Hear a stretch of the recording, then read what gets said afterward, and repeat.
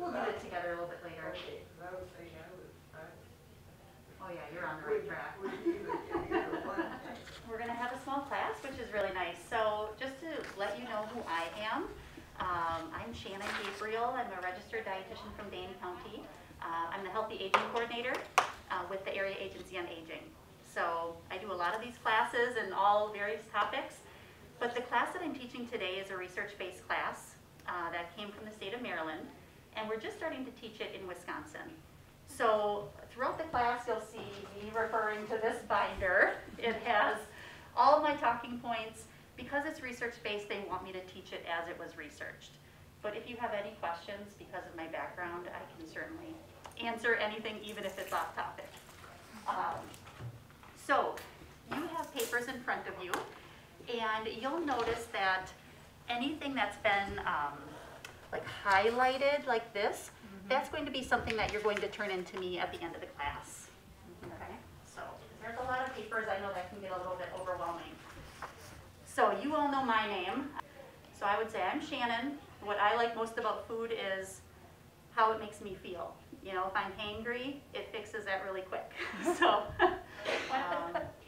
you know, really, I'm going to go through what our agenda is in just a second, but I always like to point out that there's a lot of parts of eating a healthy diet. You know, we have a lot of nutrients that we focus on, you know, carbohydrates and fat and protein and fluids. But today we're going to solely talk about protein and fluids. So I always get that question, what about carbohydrates? How many should I have? That topic is for a different day or a different class. We're going to focus on protein and hydration because this class focuses on, it's called stepping up your nutrition. So it's nutrition to prevent falls. And we do that through making sure that we're having protein to keep our muscles strong. And then we're also making sure that we're getting our hydration in, our fluids, so that we're preventing dehydration and dizziness and falls. Okay. All right, so we have Sue, Ann, and Carol, and then Shannon. So, all right, great. So for our agenda today, we have how nutrition affects falls, and I just explained why we focus on nutrition for falls, and that's because we want to make sure that the muscle mass on our body, it remains there. And then also nutrients to know, protein and fluid. So these are the only two nutrients that we're going to focus on today. Hand grip strength. I brought a fancy machine that you can check your hand grip strength. It's part of your functional health.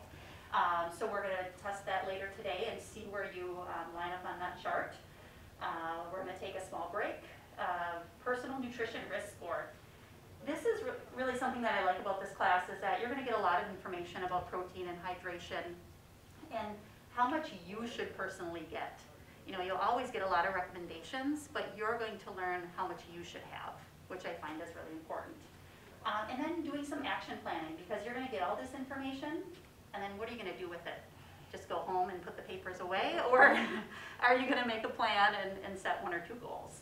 So that's where we're going to go during the class. All right. So let's see here. Okay. All right. So just to start off, we're going to talk a little bit more about why we need food to fuel our body. So food, we know we need that to grow, heal, and maintain itself. We know that another reason that we need food for our body is that sometimes just not eating the right amounts of food can cause you to be malnourished and not have the energy that you need. Something like that would be, you know, if you're at home and you just don't feel like cooking, you know, and so you're having toast for breakfast, and then maybe you're having a bowl of cereal for lunch. And you're eating, but you're just not eating the variety and the right amounts of food. So we're going to touch on that today too. So you're going to hear me talk a lot about malnutrition. And there's a couple different terms for that. It can be undernutrition, or it can be called just poor nutrition. And that's when the body is deprived of essential nutrients. So when you don't have enough to eat, that's one cause, right? I mean, that makes sense. If you're not eating for several days, that happens when someone's ill or in the hospital. And then also if you're not eating enough of the right foods, which I just mentioned, if you're having cereal and toast and no proteins, or because your body is unable to use the food. So what might be an example of that? If you're eating all the right foods, but your body's not able to use the food, when might that happen? If you have some kind of disease that won't allow your body to Yes, use exactly. Yes. So if you have digestion issues, a health condition, you might be taking a medication that could alter the digestion of some of those nutrients. So thinking about that too. So malnutrition can be also caused by a combination of those factors. So you might have someone that's just not feeling good because of medication, so they're just not eating a lot of the right foods or enough of the right foods, and then they're having altered digestion. So unintentional weight loss is a cause for concern for anyone. So if that's happening to you, you know, you're not trying to lose weight, but you're losing 5 pounds or 10 pounds here and there, that's always a cause for concern to make sure that you're bringing that up to your doctor. So always make sure that that's on your radar too. So now today's workshop, we're going to be sharing some tools specifically related to improving your nutritional health to help prevent falls. So with these new tools, you will be able to make healthier decisions, starting with your next meal or with your next snack. Now raise your hand if you have ever thought before that nutrition can affect your risk of falling. Have you ever thought of that before? You have, Ann? Yeah. No, never really put that together? You did. Because of your experience. Yeah, you did. You did. So it does really, you know, have a huge impact. And for example, like I mentioned, if we're eating very little for a few days due to illness, our poor intake can lead to weakened muscles and fatigue, which puts us at risk for falls. Another example is if we don't drink enough fluid, we can get dizzy and feel weak, which also increases our risk for falls. And another association is it can be positive. So if you're eating really balanced meals, you can have more energy for physical activity, which gives us the strength we need, keeps our muscles strong, and that will help us prevent falls as well. So now the first part on the agenda was the muscle matters. So we're going to talk a little bit more about why muscle matters as we age for falls prevention. So one of the first handouts you'll see, I want you to turn to, is this muscle loss with age. It has the two legs on there at the top. So did you know that there's over 650 different muscles in the body? That's huge. You know, we know that we can see some of those muscles, like in our arms and legs, but there are also many muscles that we can't see. You know, think about the muscles that are helping our heart beat, you know, or the muscles that help us breathe. So we always think of our muscle mass as, you know, if we're flexing and our biceps or our muscles in our legs, but there's a lot of muscles that we need to support that we can't see. So here's what we know about muscles. Our bodies have the highest amount of muscle when we are between the ages of 25 to 40. Now I'm hanging on, I'm age 40. Oh, thank you. Aging causes a gradual loss in muscle of about 1% per year. So we lose about 24 to 30% of our muscle by the time we're around 70 years old. Okay. And since fat replaces muscle, it's really hard to see the changes from outside the body. So arms, thighs, and calves can look like they are the same size, but inside they could be very different. So that's why our risk of falls increases as we get older. And what we see from the outside may not reflect what's going on the inside. And a fact that I forgot to share is that poor nutrition increases the risk of falls by about 15%. And you know, if you never thought of nutrition being related to falls, it's like, okay, that's 15% of falls are related to nutrition. But then it goes further into looking at if you have a chronic condition like diabetes, heart disease, kidney disease, or you're over age 65, your risk increases even more. And about 1 in 2 adults, or about 50% of adults, are at risk of a fall due to their nutrition. And those statistics are very alarming. So now, if you look at this handout, and you're looking at the red part that's on the handout here. So I want you to compare the calf muscles to see what I'm looking at here. So we have age 40, we have that red large calf muscle because remember between 25 and 40 you have the most muscle mass on your body. And then every year after that you're losing about 1%. So you can see by age 70 what that calf muscle looks like. Okay? So you can see also what I was talking about, how from the outside it looks like the same leg. You know, you can see that the skin is there and the bone, that's all the same. But when the muscle has disappeared on some of the age 70-year-old leg, some of that has been replaced with fat. And that is a very common happening. So who thinks that the 7-year-old person would be able to walk as far as the 40-year-old person? You can, but it might take longer. There we go. Yes, that's the response. That's right. Yes, you might be able to, but you might get a little bit more tired or be walking at the same speed. Or at the same pace, that's right. So, do you think the 7-year-old person might be more likely to experience a fall because the legs are not strong enough to balance his or her body compared to a 40-year-old? Sure. Yeah, for sure. You don't have that strength there with the muscle. So the larger the muscle, the more strength we have to do things, simple things like walking up the stairs to your house, carrying in your own groceries, just moving around and doing the things that you want to do. So as we age, we can build strong muscles and slow the natural loss of muscles by eating smart and having regular exercise. So that's always the big question after I show this handout and talk about the 1% muscle loss each year. Well, what can I do to make sure and slow that down? And can I slow it down? And you certainly can. And that's by doing regular exercise. I know, Anne, you were talking about doing the Zoom and in-person exercise. Right. And it could be yoga, it could be walking, it could be just getting up and doing housework around the house or going to do anything that you enjoy. Yes? With the club, on Monday, Wednesday, and Friday, first half an hour we do exercises. We sit in a chair, but we move our shoulders, our arms, our legs. Excellent. I wouldn't have to take it more serious. There you go. There you go. See?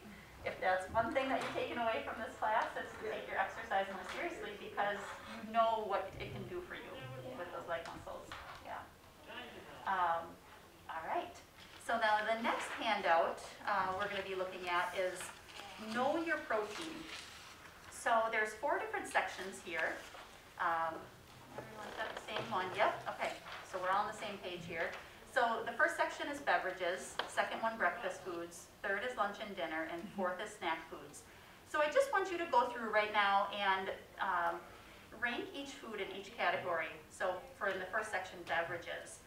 Put a number 1 by the food that would have the most protein, a number 2 by the second most protein, and number 3 for the least. And then go through the whole page there. You consider 2 tablespoons of creamer of source protein. That's where we'll figure it out. Oh. So do your best guess, and we'll go through it together. Everyone's all good. Okay. All right. So Sue, do you want to go through the first section and tell me what you came up with? Which is the highest? Number 1 I gave to Ensure. Mm-hmm. Number 2 I gave to the coffee because of the creamer. And number 3 I did the soda and Pepsi. Excellent. Yes. So about 8 ounces of Ensure, just for your reference, would have around 9 grams of protein. Okay. And then Sue is exactly right. Soda, Pepsi, there's going to be 0 in there. Sadly. Too bad. I have a lot of people that got some protein from that if it was. And coffee with 2 tablespoons of creamer is going to be 1 gram. There is a little bit in that creamer. So my drinking coffee doesn't count. Just black. Oh, well, it's not going to have protein, but it's going to count for fluids later on. Oh, okay. So, yeah, not a bad thing. Okay, and then Anne, right here, would you like to do the next section? I had number 1 for scrambled eggs, 2 apple, and 3 oatmeal. All right. So number 1, scrambled eggs, you're exactly right. That's going to be around 10 grams of protein. And number 2 is actually going to be, did you say oatmeal? I said apple because I was thinking about the oatmeal. It depends on what type of oatmeal I would think. If it's a steel cut or if it's the instant or whatever, I would think that would make a big difference. And It does. Yep, it's a little bit tricky. So the oatmeal, they try to trick you even further because it's made with water. But typically oatmeal oatmeal is going to have, even the small little individual packets will have about 5 grams of protein. So, so that one's going to be 5 grams for 1 cup. And then I even brought some products that showing you like a higher protein oatmeal, just to show you what's in that. And then number 3 is apple. There's going to be 0. Well, I was with you. All right, and then Anne, do you want to do the lunch and dinner foods? Yeah, I was kind of confused here, but 1 is the chicken breast, Right? 2 is the spaghetti with tomato sauce, and 3 is the spinach. That's right. Yes. So grilled chicken breast, 3 ounces of that is going to be about 21 grams of protein. Wow, I could eat 1 chicken. So a good thing to keep in mind, just a little side note here, is if you eat about 1 ounce of meat, it's typically about 7 grams of protein.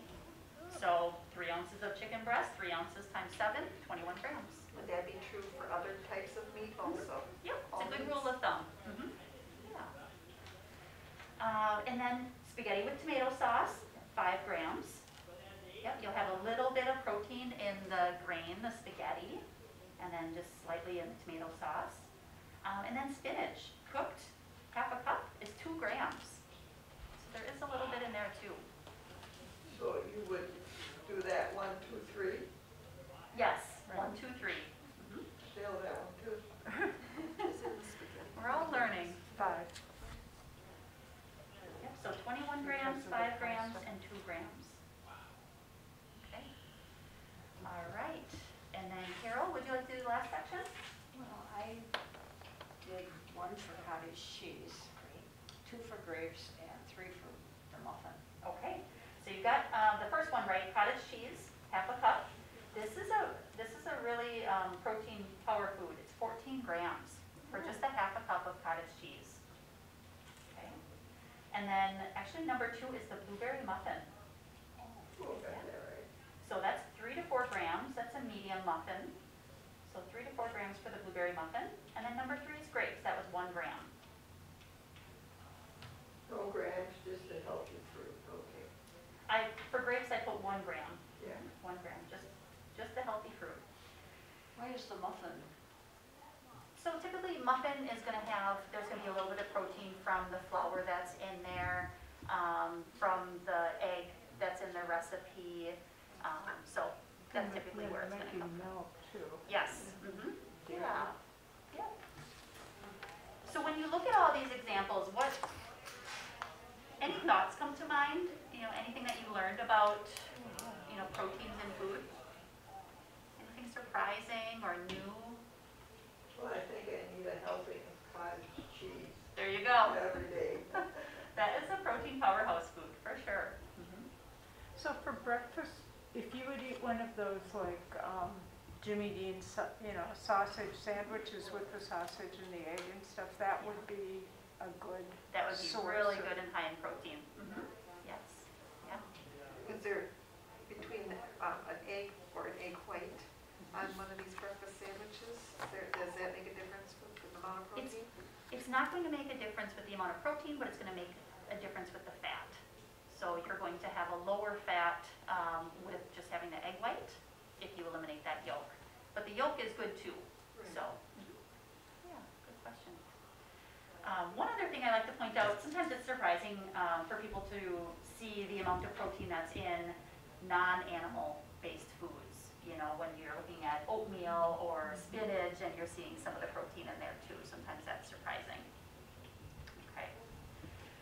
So, with my chart over here. So why we need protein? So I've been talking a lot about protein and muscle.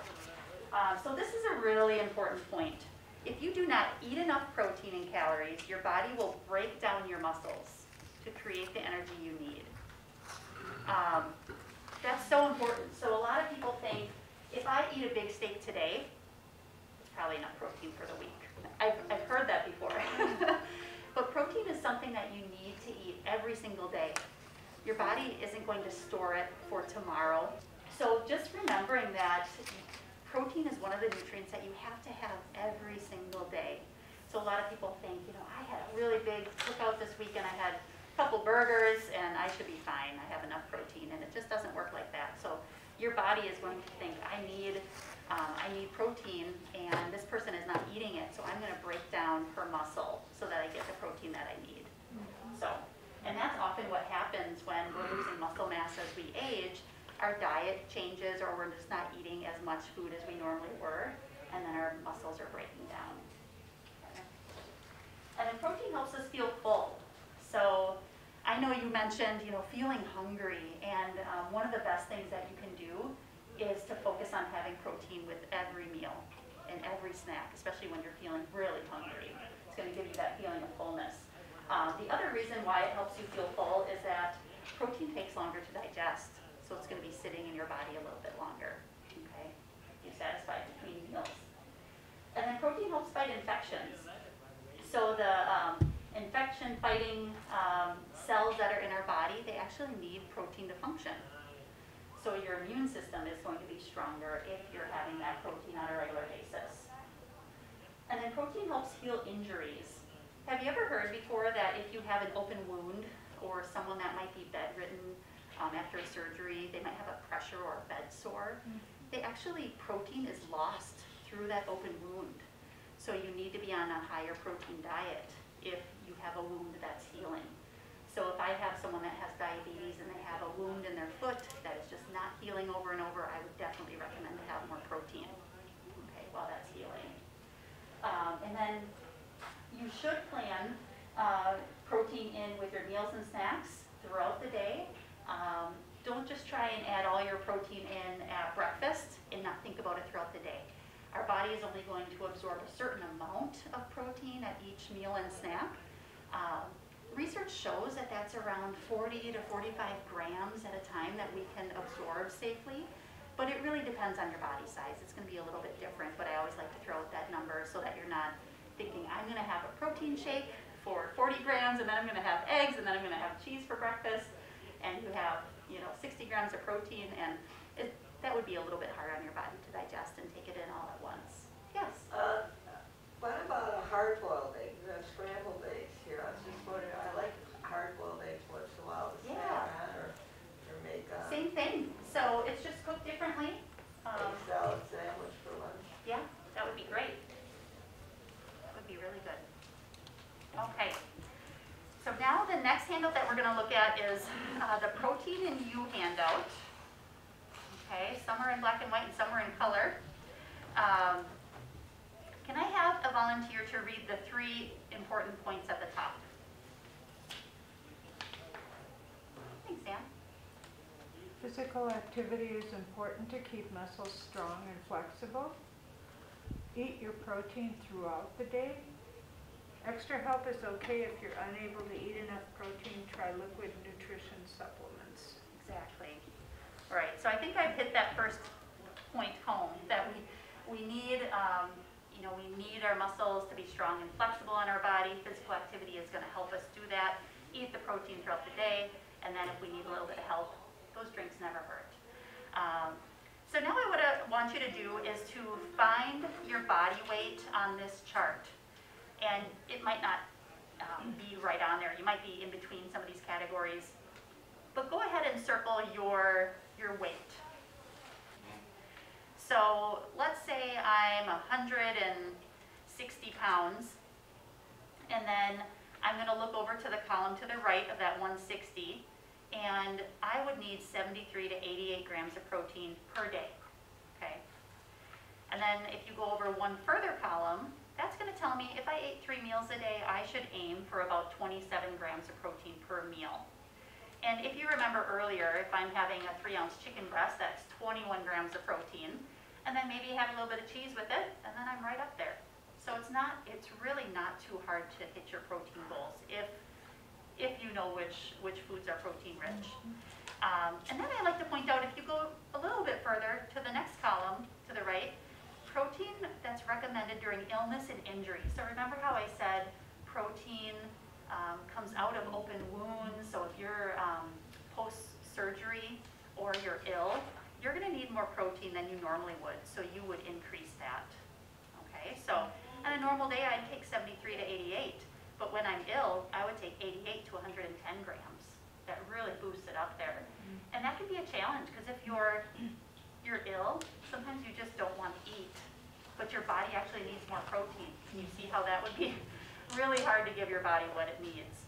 So that's where extra help with the protein drinks can be really helpful in those situations. Okay. And then that fourth and final column is just showing you if you had 3 meals a day when you were ill, how much you would have, and that would be about 33 grams of protein. So hopefully this is interesting to you, so you know exactly how much protein you should be having throughout the day. And then again, if you're sick or ill, just know that you should be having more. Okay? So Any questions? if you were having chemotherapy, would protein be helpful for that? Oh, definitely. Yes. Yeah, because with chemotherapy, you're going to be so much weaker. You're just not going to have a lot of strength, so that's definitely going to be important. There's not that many illnesses where you would be cautious about adding more protein. Chronic kidney disease is one of those illnesses where if you're in a later stage of kidney disease, stage 4 or 5, your doctor might say to restrict your protein intake, because protein will break down and have some waste, and your kidneys help filter that waste out of the body. So if your kidneys aren't working very well, then you have to reduce the amount of protein you're having. So if you're wondering if you would be able to increase your protein because you have health conditions, just ask your doctor, or you can talk to me after. So, all right, so we can just set that sheet aside. All right. So next are just some helpful handouts here. When I'm working with someone that is increasing their protein, a lot of times I'll distribute these sheets and have them put them on their fridge or in their kitchen, because they're just really good reminders of those protein-rich foods. So the first sheet is animal-based protein ideas. So you have your fish and your shrimp, canned seafood. I always have, canned tuna, salmon in the cupboard. That's so easy to mix together for a lunch. Chicken, beef, pork, turkey, eggs.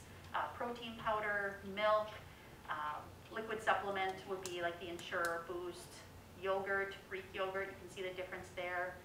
Cottage cheese, we talked about already, cheese sticks, frozen yogurt. And then if you flip to the next page, these are more of your plant-based options.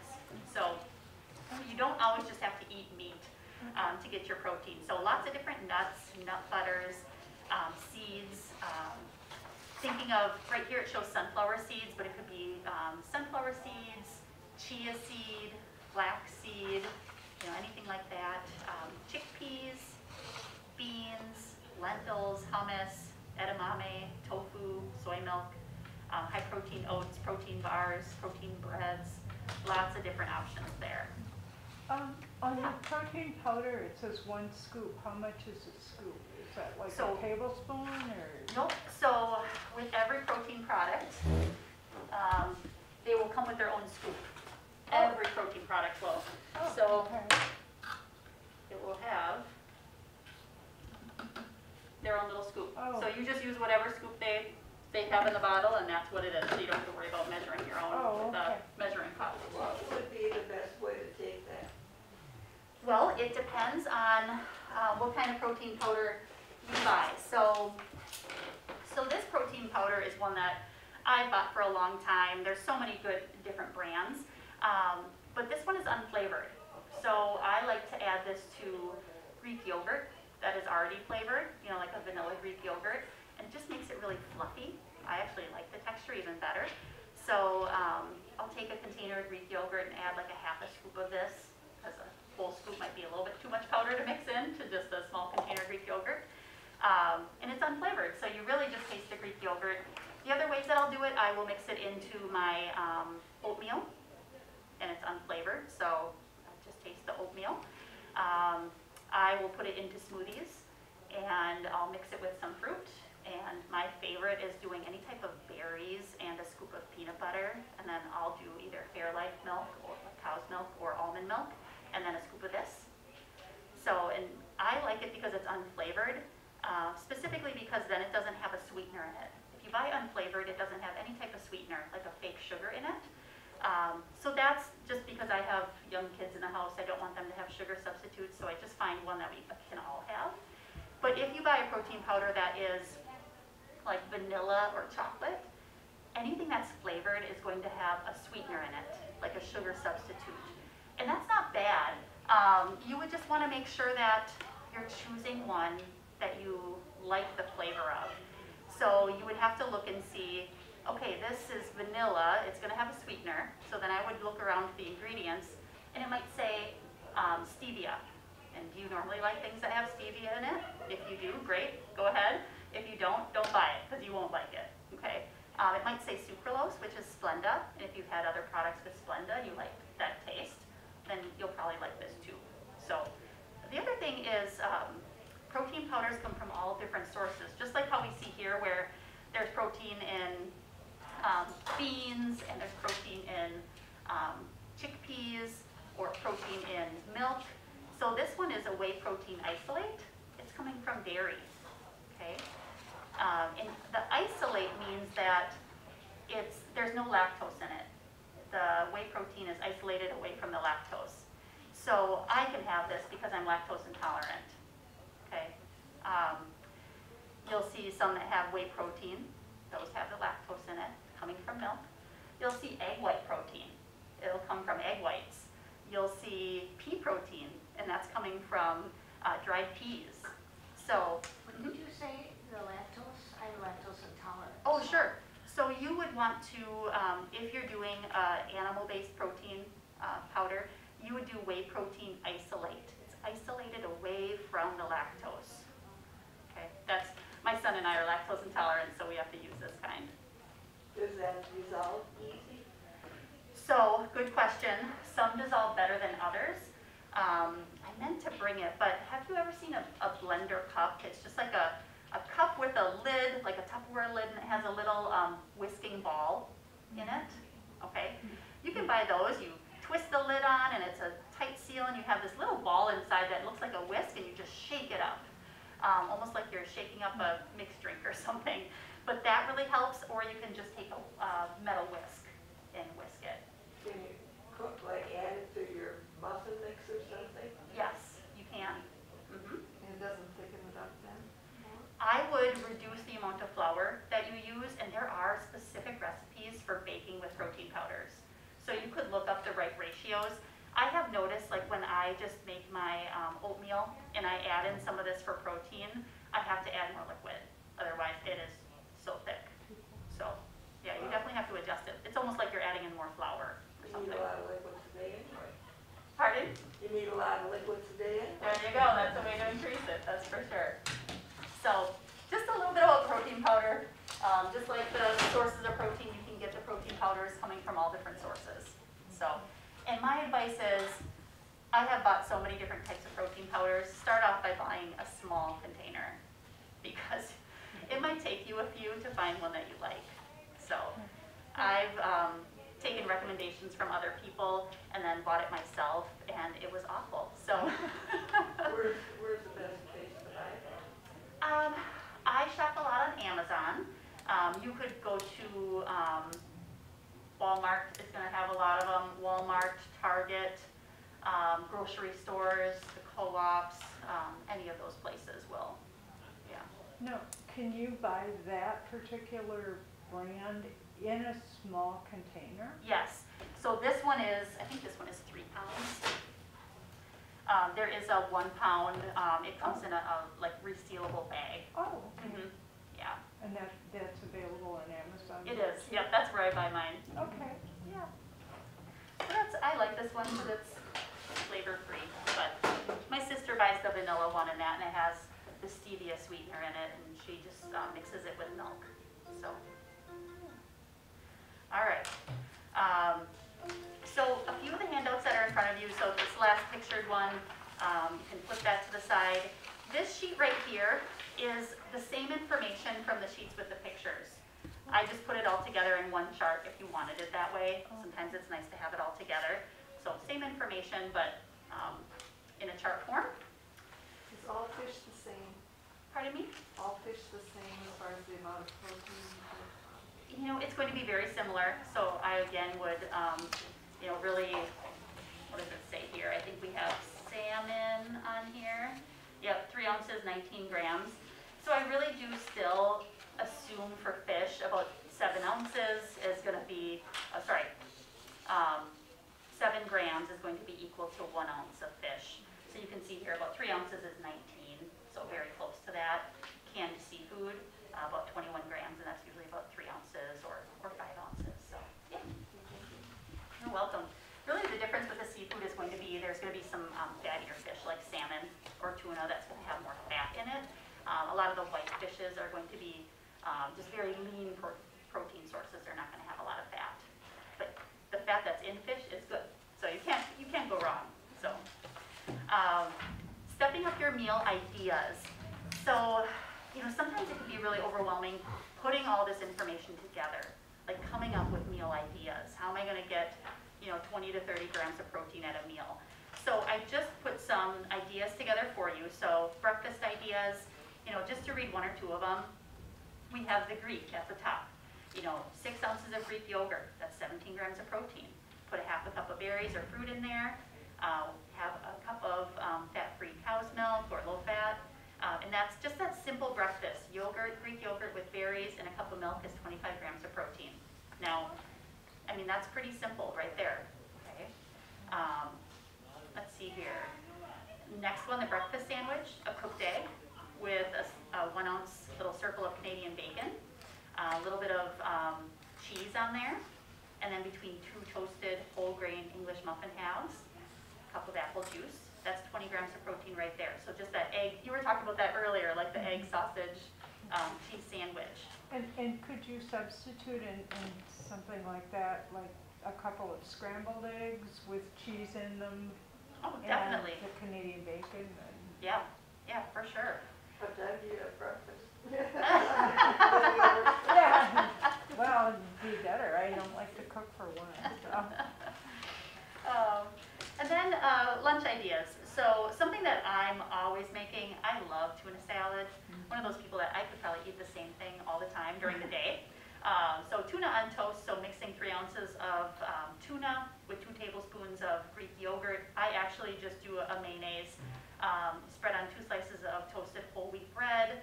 You could do some lettuce, tomato, make it fancy. Oftentimes I don't even have that. I'll just have my tuna on toast. Then you can have fruit and then water, 27 grams of protein. Canned fish is really high in protein and it's really filling. So. And those little packets of tuna that you buy now are really easy because they're already made. All you have to do is throw a little celery in them and a little onion. Exactly, if you want to make it a little bit fancier, right? Yeah, I like that crunch in it. So. Does it say on the package how much protein is in there? Yes. Yep. And we're going to practice that in a little bit too. And then just on the other side, there's some more lunch ideas, dinner ideas, and then a snack idea. So just for you to read over later, if you're just feeling like, oh, how am I going to do this? There's some specific examples there if you want to go with that guidance. And if you do have one of these lunches, you're going to feel really full, and it does help with cutting down on unnecessary or boredom snacking. But try those. All right. So now moving on, we're going to talk a little bit about fluids. So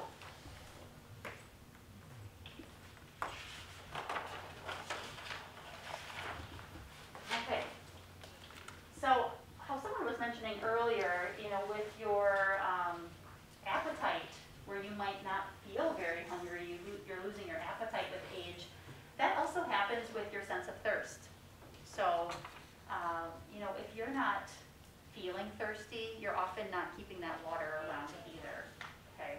So we know that 60% of our human body is made up of water. So staying hydrated is important to keep our bodies functioning properly.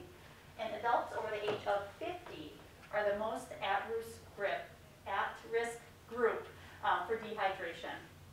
So I found that really interesting that starting at age 50, that's when that sense of thirst can really decline. And then without enough fluids, you may become dehydrated. And then, talked about this a little bit earlier, but if you're dehydrated, that can make you feel weak and dizzy, leading to a fall.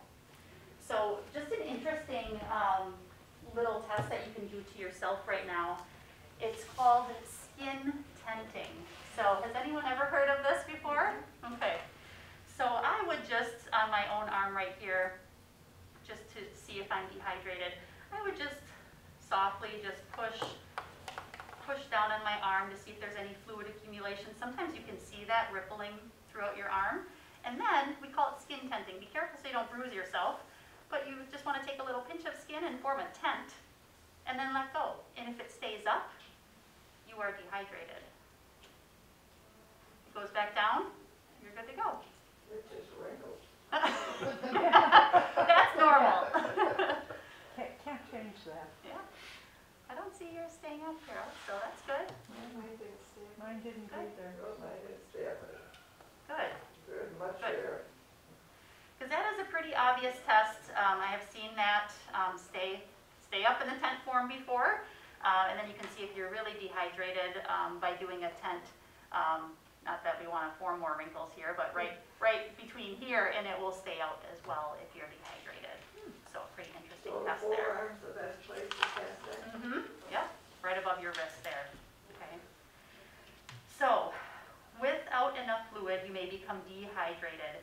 And dehydration occurs when the body does not have enough fluid to carry out its normal day-to-day functions.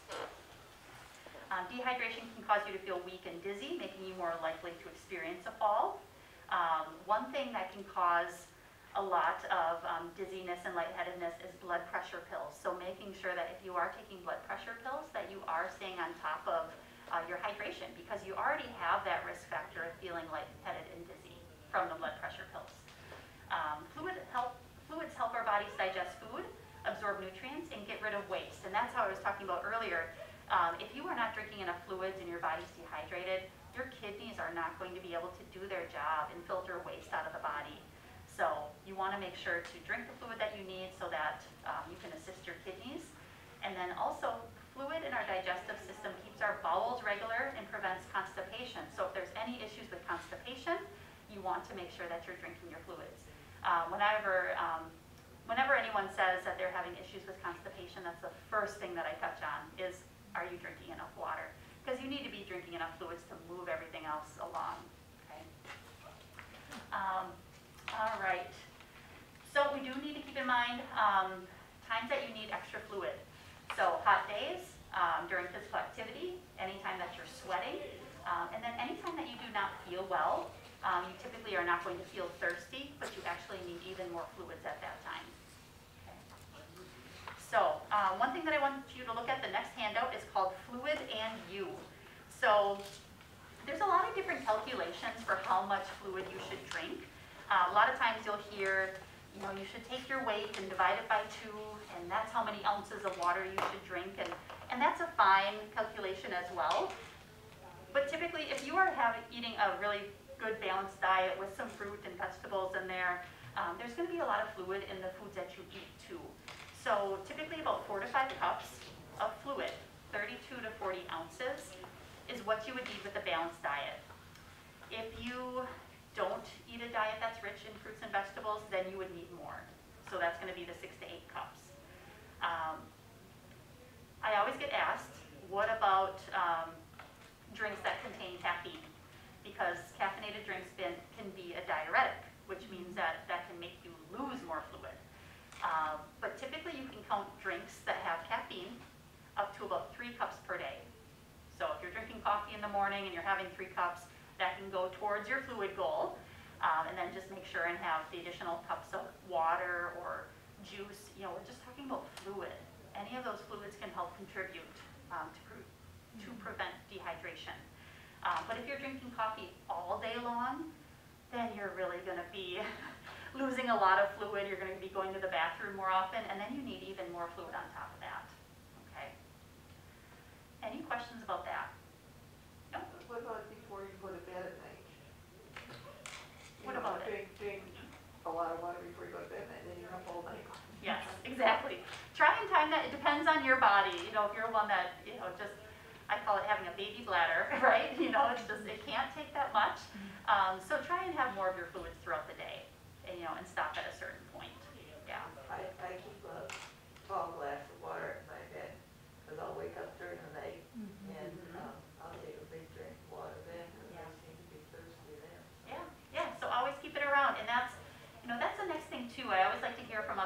how do you make sure that you're drinking enough water?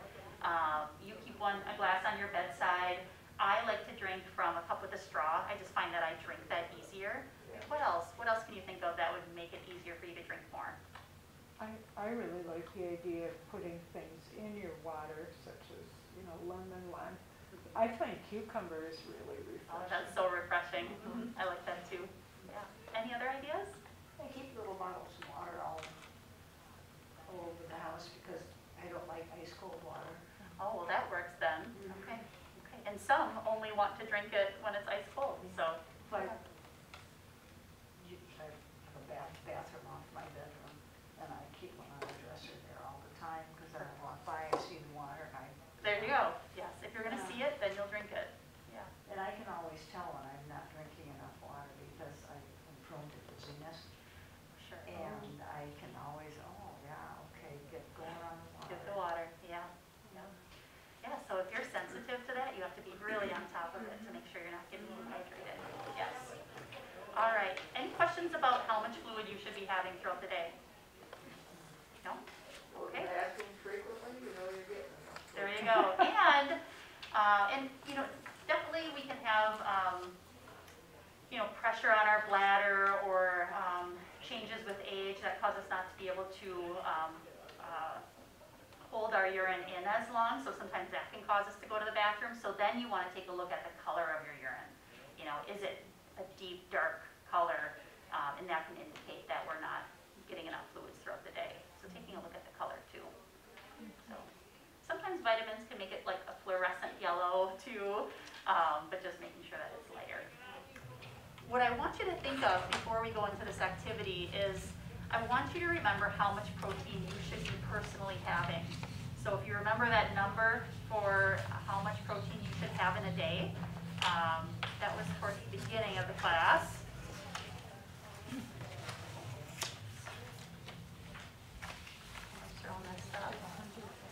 But just remember it had your weight and then told you how much protein to have per day and then how much per meal. So just kind of have those numbers in mind so you can put these foods into perspective. Well, one thing I learned when you put this in front of me, I usually look at the calories, and now I'll look at the amount of protein. Yes, yes, very good. And that's something that a lot of people do. We're so used to just looking at calories. But definitely look at the protein. So first thing that I want you to do when you're looking at your food item in front of you is to, right underneath the nutrition facts, just look at the serving size. And for me, with my protein, it says 1 scoop. So I'm going to use that scoop inside. And then I'm going to go down below and see the protein. Oh, I got mine here. Oh, okay. Yep, so you'll keep your products and then we'll actually talk about them. So my 1 scoop of protein powder has 25 grams of protein, okay?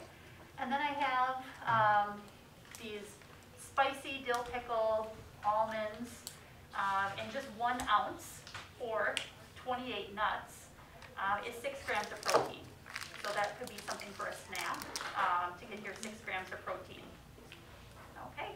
And then Sue, what products do you have in front of you, Sue? I have a breakfast. Used to be called Carnation Instant Breakfast. Yeah, it's just the drink mix, probiotics. So when you look at the nutrition facts on the back, the serving size should be, is it like 1 packet?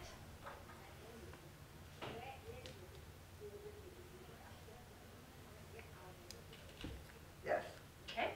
So for that 1 packet, how much protein is in that 1 packet? The powder, it's 10%, and then prepared, it's 26. So instead of looking at the percent, look at the grams. 5. 5. And then prepared, how many grams with a cup of milk in it? Oh, Yep. I'd have to go home and figure that out. Oh, no, it should say it right on the label. It should say it on the top of your. Yep. So that's where it can get a little confusing with a double label like this. So you're seeing, this is the powder and this is Yeah. as prepared. So then the powder in the packet is 5 grams with the milk, 13 grams. Oh, okay. Yep, so you've got a fancier label. It shows just the powder and then with it Shows everything. prepared. Yeah. So then tell us about this product then.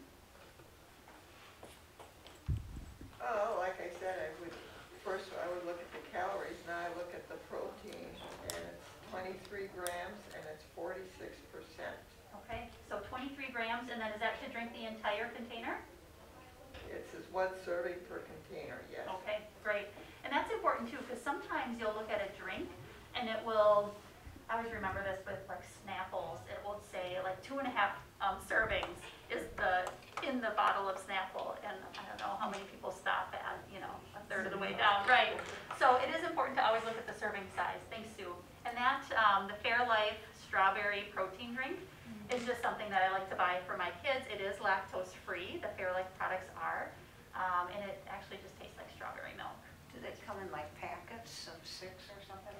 You can buy them at Costco in packets, in like large packets. This I just buy a single at Woodman's. So they have chocolate and strawberry, and then they have vanilla. Are there other brands that are lactose free too? I'm not sure of other brands. I know that, I'm sure there are. I just always go for the Fairlife because I know that that one's lactose free. So I have a great granddaughter that's lactose free. Yeah. So encouraging her to drink something like this, Mm-hmm. have her Yes. try that. Okay. Yep, and the Fairlife has a lower amount of sugar than other like strawberry or chocolate milk, so it's going to be lower in sugar as well. So, all right. And what are your products in front of you? What I have here is a spinach herb tortilla, and 1 tortilla is 60 calories, but then it has 6 grams of protein. I think that's really good. Yeah. Because then if you think of anything that you put inside of there, that might be protein. Yeah. So, yeah, That that's sounds really good. good. The spinach sounds good. Mm-hmm. And then this is some oatmeal, chocolate chip oatmeal. Ooh, A with lot of products for my kids. Appreciate that. 1 packet has 12 grams of protein. Excellent. Yeah, so that is the Kodiak Cakes brand. There's so many good brands out there. This is just one that I know that I like to buy.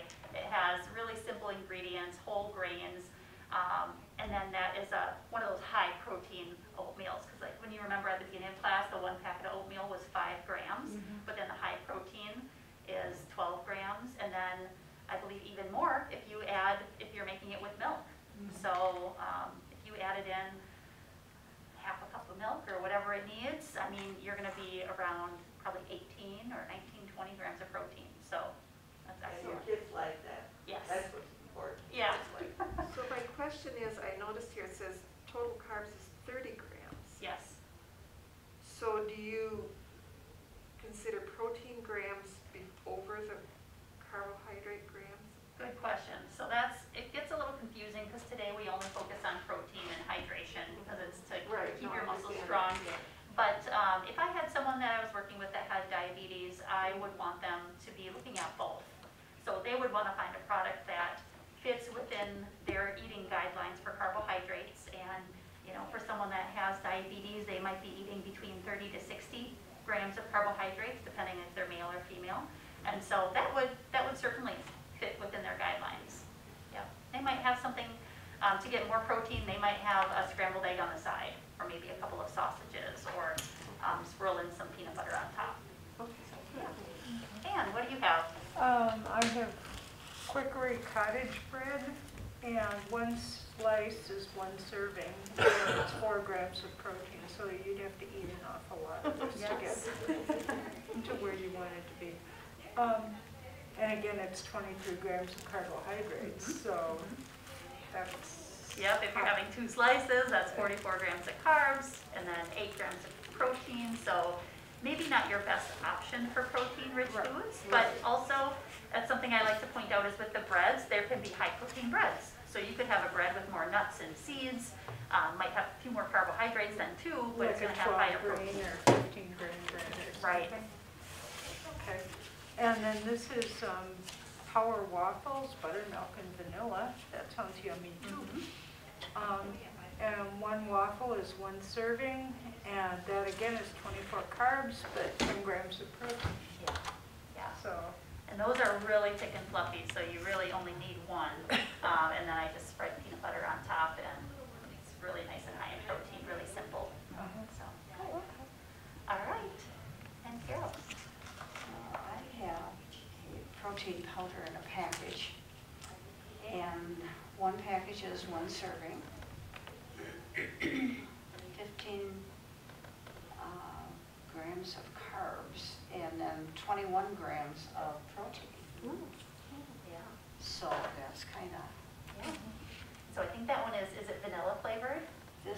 is vanilla bean.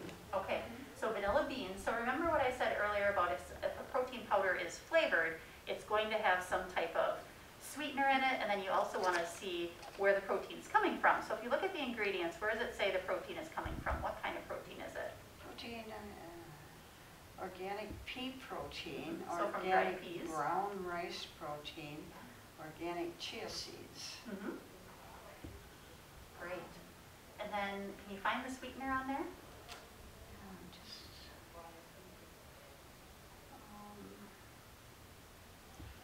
Stevia. Stevia, yeah. So then, like I said, if I'm looking at a protein powder, if you're going to get something flavored, then you know there's a sweetener in there, so make sure it's a sweetener that you like the flavor of. And then also, just for digestion and what your body can tolerate, look at where the protein's coming from. So that one is pea protein, so from dried peas, brown rice, and then chia seed. So it's a vegetarian-based protein versus this one is dairy-based, but without the lactose. All right, what else do you have, Okay, Carol? and then the other thing is Cliff brand bars. It's an energy snack. 4 grams of protein, 100 calories, made with organic oats.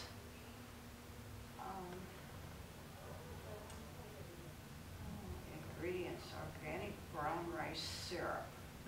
So that would That's be going to be the carb. sweetener.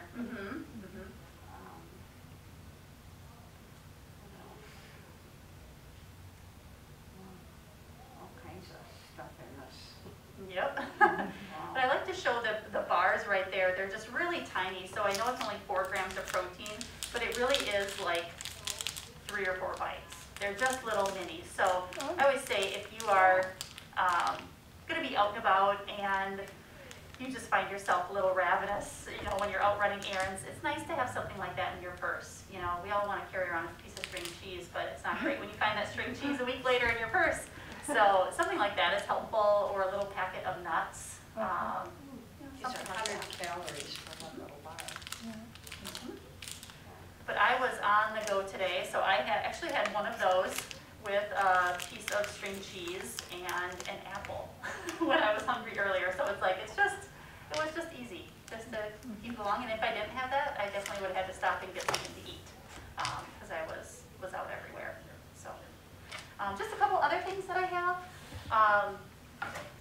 I have just an example of some protein bars. So this bar is called a Built bar. There's so many different brands out there, and I don't recommend one over the other. But again, you're always going to want to look at where the protein's coming from, just like the powder. So this one is whey protein isolate, so same as this one without the lactose. It has dark chocolate in it, so it's more of like a sweet bar. But then this one is sweetened with erythritol, which is a sugar alcohol. Anytime that you have erythritol in a product, some people that have digestion issues or sensitive stomachs will not like anything sweetened with erythritol because it'll cause a lot of gas and bloating and sometimes diarrhea. This is typically the sweetener that's in a lot of sugar-free candies, and you can't eat too many of those, or you'll pay for that later. But, you know, just this little bar, this is similar to like a meal replacement bar. So this would be, it's 4 grams of fat, 110 calories, and then 13 grams of carb, and then the protein is 15 grams. So, you know, just that little bar. So again, something else that you can keep in your purse. I didn't end up liking this brand, which is why there's extra, and they're all expired. So again, you know, if you're gonna buy something like this, I love going to like Woodman's, and they'll have the whole aisle of protein bars, and they'll be like individual selection. You don't have to buy an entire box. So I like doing that if you're trying to find different products. But nice, because I mean, 15 grams of protein, that's practically a meal right there. It can really keep you from stopping and grabbing something that's not so great for you. So there's that. And then just some examples. I know I showed you the almonds earlier, but you know, just looking at nuts as well. So unsalted dry roasted peanuts, 1 ounce is about 1/4 cup, and 7 grams of protein right there. So remember when I said the 1 ounce of meat is about 7 grams of protein? So right on here with the nuts, 1 ounce, 1/4 cup is 7 grams of protein. And then this is really similar, the planters. I like to buy the little packets of nuts. Not so great for school lunches anymore with all the allergies, but great for me to take along. And same thing, 1 pack or 1 ounce is 7 grams of protein and just 5 grams of carbs. So, and you can even for the unsalted. Shop, you look more for the protein. I look at it all. How long does it take you to grocery shop? I do grocery pickup. I am one of those dietitians that doesn't like grocery shopping, which is rare. So I like to order my groceries. I thought I did that even before it was popular. So. Yeah, but then how do you know the products if you order them? If you order them online, it will show the nutrition label. You just have to click on it. But when I do go grocery shopping, I do take a look at, if it's a new product, then I'll just take a look at it and see, okay, if I ate this 1 serving of this product, I look at the calories and I look at the carbohydrates and I look at the protein. I personally, for my health, I don't have to really watch the sodium. I do, I'm careful about trying to buy frozen or fresh vegetables versus some canned. We know certain products are going to be higher in sodium, but those are the 3 main things I look at are calories, carbohydrates, and protein. So, any questions on your food products? No? Okay. So the next thing, we're just really wrapping everything up. I did want to show you that there is this Stepping Up Your Nutrition class referral form. There's 2 half sheets, but the one where I've highlighted some blue classes on there. So these are some upcoming classes that we're having, either virtually or some in person. So there's the Stepping On class is highlighted in blue. That's Stepping On to Prevent Falls. So that is taught with someone with an exercise or physical therapy background. So that is a helpful class. There's also Stand Up and Move More. That's not an exercise class. It just focuses on if you have the habit of sitting for more than 6 hours a day, you need some encouragement and some strategies to stand up and move more often. So that's a class. Living Well with Chronic Pain. If you have any chronic health conditions that are causing you to have chronic pain, this is a class that is taught and you learn some strategies. And then on the right column there, Mind Over Matter, that is a class for women ages 55 and older, and it focuses on bladder and bowel control. Okay, so those are the 4 classes that we're offering this year through Area Agency on Aging. Right above that, if you have nutrition concerns and you want to meet with a registered dietitian for just some additional information or a one-on-one counseling session, check that box. That's me. So if you do feel like you need more one-on-one help, just check that and then I'll reach out to you to schedule an appointment. And then if you have any barriers to getting to the store, if you need assistance with transportation or assistance with having enough food in the house, then make sure and check that next box as well. So I'll reach out with resources. Okay? And that is everything. Do you ever do classes on carbs? Not currently. Not currently. If you do want more information one-on-one about carbohydrates, because that is a very personal thing, I would recommend meeting with me one-on-one. When you meet with me one-on-one, it is a free counseling session. So I do not charge insurance. It is a service through the Area Agency on Aging. I work with a lot of people and learning how to identify carbohydrates and read the label and learn how much you should have at each meal and snack.